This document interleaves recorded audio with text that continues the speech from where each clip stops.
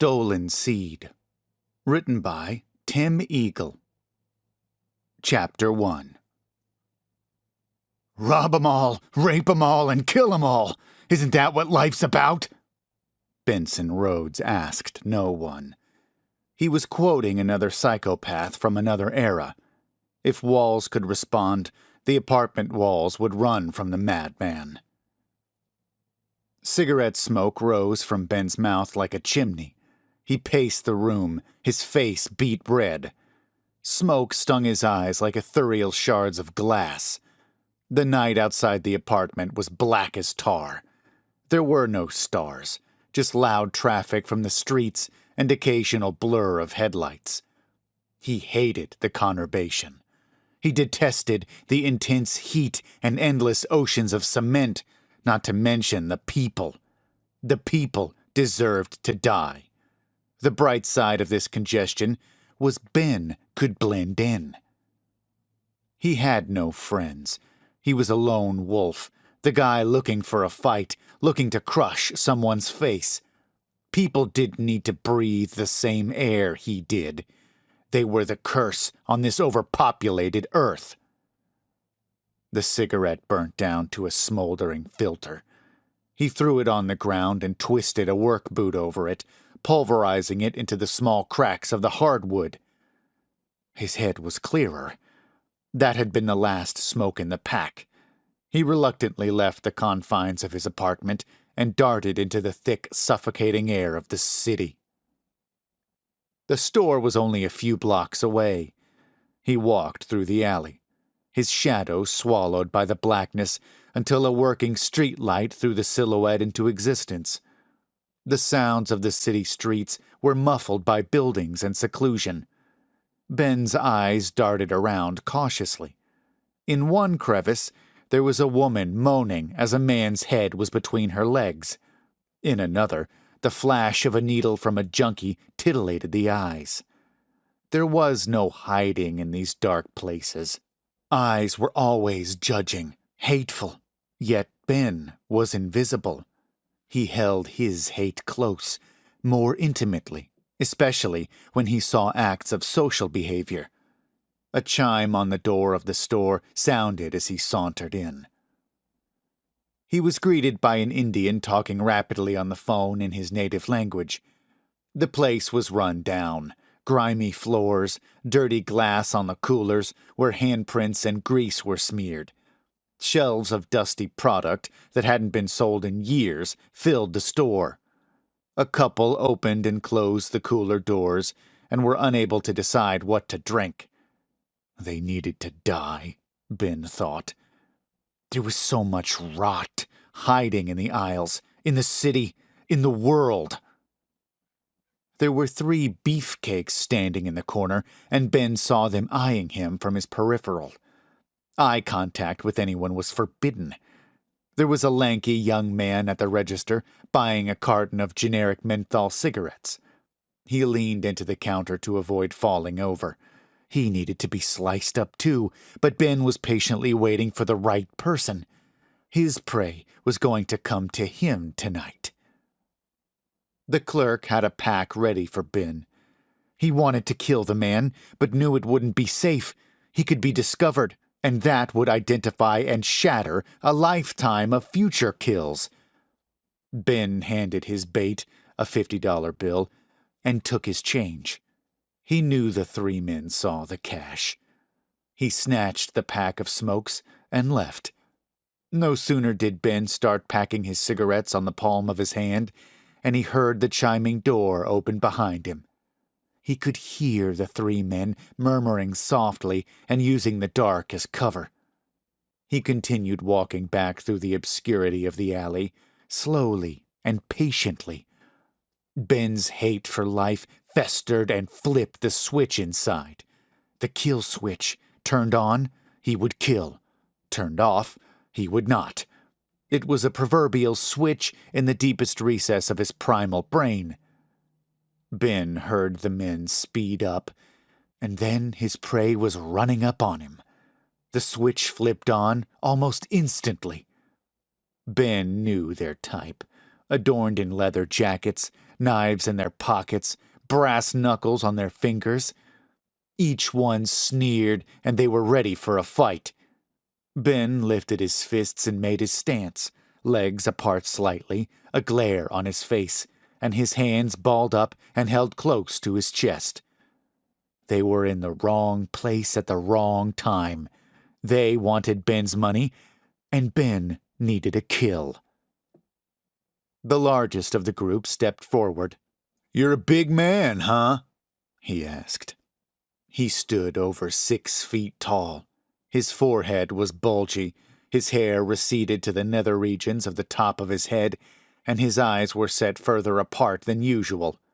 He threw a right hook toward Ben as the other 2 cronies cheered and laughed, encouraging the duel. Ben let the man do his thing. A left, then a right. The giant's blows were hard and bloodied Ben's mouth. He spat, and after a swift kick to the stomach, Ben was brought to his knees. The man kicked him a few more times for good measure. Ben grabbed a knife from his boot. He sprung into the air and swung the blade, deeply slicing the fighter's face, and then spun his boot in the air, connecting with the jaw. The man fell back, flailing his arms. The other 2 men ran when they saw blood. Ben kept throwing one punch after another. The tall man gasped for air, holding his hand over the bloody cheek. "Please, stop!" he wheezed. Ben stood above him, his shadow cast like a giant's, and the kill was almost complete. "I have to finish what I started," he said through clenched teeth. Ben's smile was crooked, zany in a canine way. His work was far from done. He'd performed many kills and perfected his final act. He unzipped his pants to show the scum that he was in control. The first kill that Ben stalked and ritualistically took was sloppy. Ben left too many ends untied. He'd evolved since those days. The scum, dying on the cement, earned a kill treatment. Sodomize, slit, and bless. Ben rolled the body over. He spat down into the man. With all his anger, he sodomized. The fighter clung to life. There was nothing left. Every piece of shit Ben had killed was the same. They pleaded, questioned. My God! Was it a final word for Ben to give sympathy? Did these humans mistake Ben for God? He withdrew his weapon, as he had so many times before. He flipped the blood-stained blade open. The steel was narrow from years of sharpening, years of use, and the chrome beneath could be seen through the crimson in the dim light of the alley. The weight of the instrument was familiar, not too heavy, but consistently the only thing in life that Ben had grown attached to. He grabbed the man's thick mane of hair. He lifted the head. He slit the throat. Blood trickled like motor oil out of the neck. Ben showed no mercy. He took a piss, saturating and blessing the dead pile of meat. The act was complete. Ben heard the death rattle escape the man's lungs. I'm quitting you, you piece of shit. The frustration of life had ceased. The switch was off, and he ventured home. Ben knew that the 2 remaining hoods would only come back when it was safe. He knew people, could read them like books, redundant, repeated cycles of life. Those 2 men wouldn't report to authorities. They had too much to lose, and they valued their own freedom. They wouldn't as much as step near the crime scene because they would be blamed for the atrocity. A trickle of blood bubbled in the back of Ben's throat. It wasn't the first time after a kill that this had happened. He let the blood thicken in his mouth, mixed it with spit, and swallowed hard to make it go down. Iron, raw and cloddish, trickled slowly. The darkness calmed him as he walked back home. From the dark confines of the alley, Ben turned to the bustling, honking traffic of his neighborhood. His building was tucked between two Goliath low-income structures. He lived in a group of residential housing in brownstones. The city side was well lit. People's arguments echoed out open windows. Televisions blared incessantly like annoying bugs. Telephones rang, babies screamed, and music played.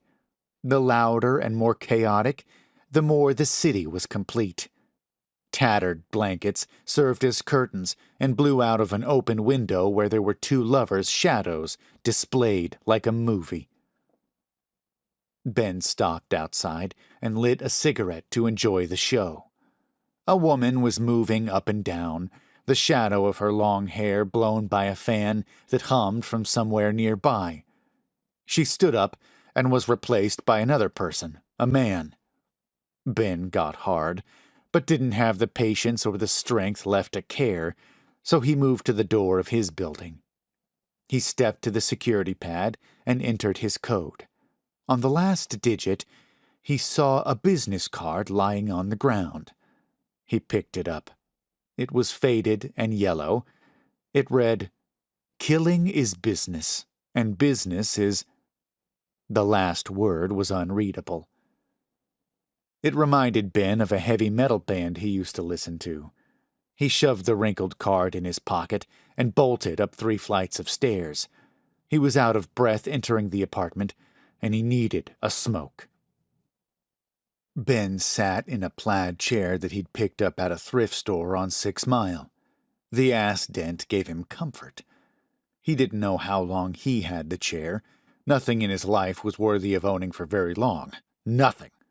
His life had been a wasteland, a hoot, a holler, a tumultuous pummel of shit, and everyone had to pay for that chaos. Ben's mind was a raceway, always making a full circle and driving that one pounding point home. Hate everyone. He tried to fall asleep, but an impulse electrified him and slapped him awake. He took the card from his pocket and reread it. There was a faded address on the back. The town's name was the only word legible. Stevats. Maybe this was a way to escape from the choking hazard of the smog. Maybe a fresh, rotting pile of human filth waited for him in this place called Stevats. He had spent the better 2/3 of his life in the city. Authorities never came close to him. The police were overwhelmed with their own agendas. Ben was too clever to be caught. Urban chaos was bursting at the seams. He lit another cigarette and paced the small confines like an untamed animal. This time, fury coaxed him into punching the plaster walls until his knuckles bled. Blood dripped from his hands. As the blood was dry and flaking, he shoved them into the side pockets of the chair and found the state map. He located Stevats. Stevats could mean new opportunities and new kills. The city's streets never shut up. A sunrise could brighten the city and make it appear normal, but it couldn't remove the tattered chromatic curtain that concealed real life. Ben would take the road that ran parallel to the interstate, off the beaten path. He left the apartment, the people, and his small cage behind. He hitchhiked. A semi picked him up. City turned to countryside.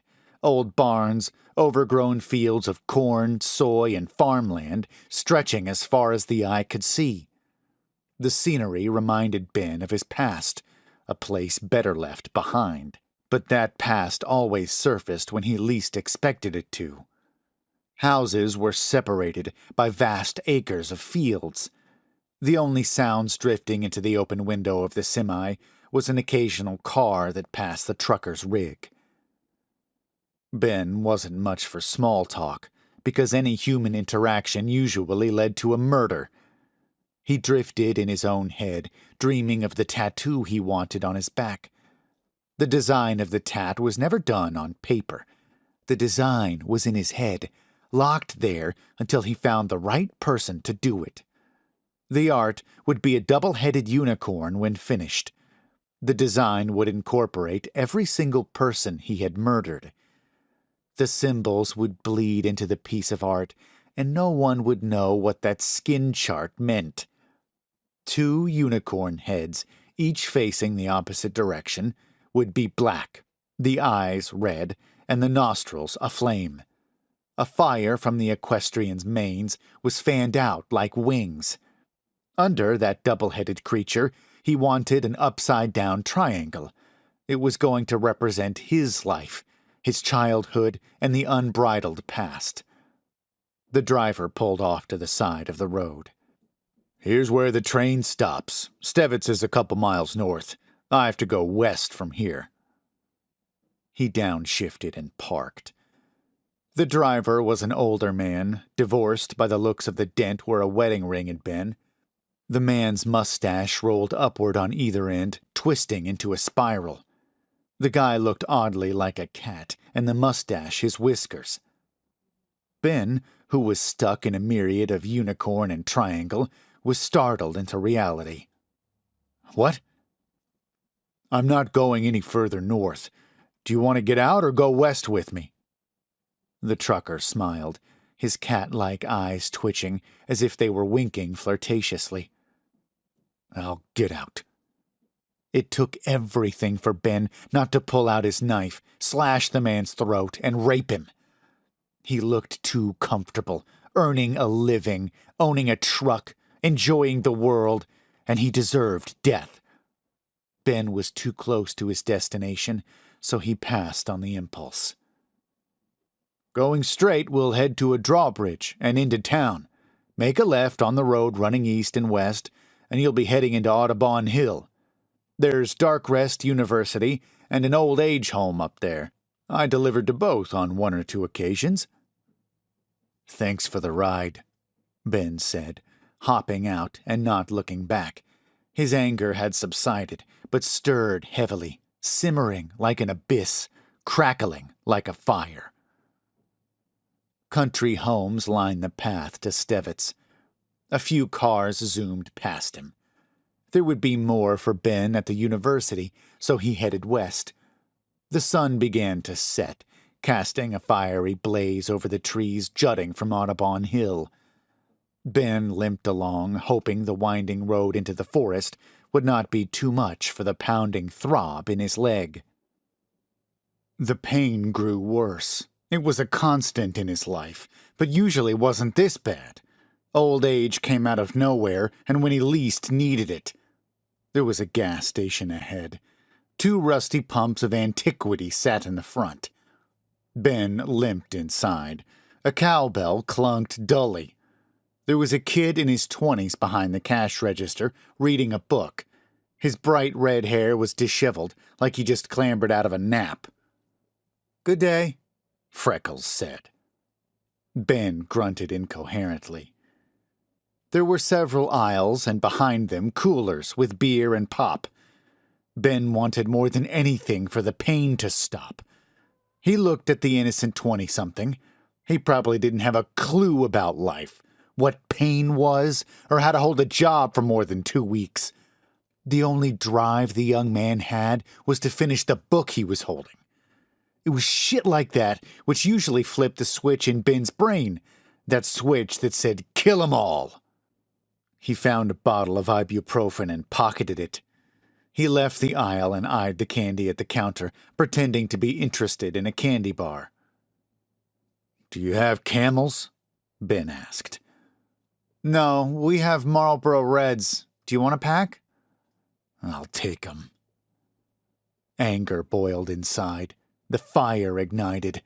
Ben could feel a tremor to kill and that switch engage. Yet all his muscles relaxed. Adrenaline didn't fire, and the urge died. Instead of a slaughter, his knee throbbed more. All the telltale signs died as quick as the impulse. He pulled out some money for the smokes.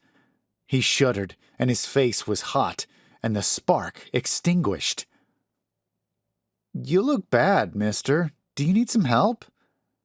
The kid handed Ben the change. No. Ben waved his hand and took the cigarettes. I just didn't get much sleep. You're in luck. There's a hotel east of here. Maybe I'll check it out, Ben said quickly. Here's the smokes. Thanks. Ben forced a smile. What just happened? Why didn't I kill him? Ben wondered. He swallowed a handful of ibuprofens like defeat and lit a cigarette. He ambled up the winding road under discretion of the woods towards Audubon. The sun had melted completely, and the air was cool and crisp. Benson's breath was leaving his mouth in plumes of white. Up the hill and around a few painstaking curves, he saw a church out on the abutment of a cliff. It intrigued him, but he shelved the idea. The idea was good, but his knee needed rest. Maybe he'd find a warm place to sleep? Maybe he'd find a kill that would soothe his nerves? Stevats was going to try his talents at blending in. This town, like every other place in the world, needed some cleaning. There were lights streaming out the windows of an old 3-story building. Outside, a caregiver herded elderly people and others inside. There was a sign in the front that read, Suncrest Nursing Home. To the north of the parking lot were some outbuildings. Ben limped across the parking lot. He hoped one of them would be accessible. The weather was colder, and his feet were like 2 ice cubes. As intriguing as the church was, he needed rest. He settled for a landscaping shed, unlocked as was typical for a small town. An old lawnmower, covered by a canvas tarp, sat neglected in the doorway. There were tools hanging from the rafters and bales of hay above in the loft. He climbed to the top of the stack of bales and covered himself with a tarp. He dozed off. His mind was at ease for the first time since leaving the city. He couldn't wait to kill again. Maybe the urge left so that his knee would get better. His dreams were a chaotic mixture of his past and a conglomeration of darkness. That was Stolen Seed, written by Tim Eagle. Here is an excerpt from the book's blurb. Despite the fertile grounds of the bucolic tree-lined streets of Stevats, his primal killing instinct disappears mysteriously upon arrival. Driven to regain his talent and ambitions, Ben stumbles into a society of academia with deep cultish undercurrents. He faces a choice: perform a task, or continue a life without his kill switch engaged. Stolen Seed is a journey down the dysfunctional roads and trailer parks of Stevats, a place where, just maybe, the seeds of this serial killer are yet to sprout. The book is on sale now, and you can find it at the links below in the description of this video.